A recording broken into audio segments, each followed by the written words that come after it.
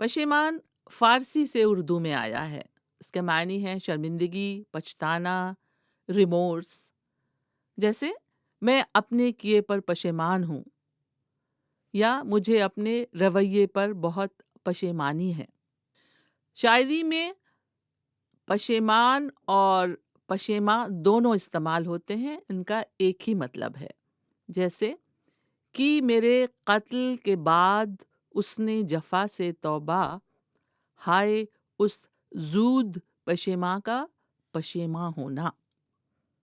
زود کا مطلب ہے جلدی، اور غالب کا یہ سرکاسٹک شعر اپنے کیے پر پچھتانے کے معنی میں بہت کوٹ کیا جاتا ہے کہ میرے قتل کے بعد اس نے جفا سے توبہ، ہائے اس زود پشیماں کا پشیماں ہونا۔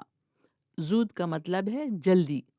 غالب کا یہ سرکاسٹک شعر اپنے کیے پر پچھتانے کے معنی میں بہت کوٹ کیا جاتا ہے۔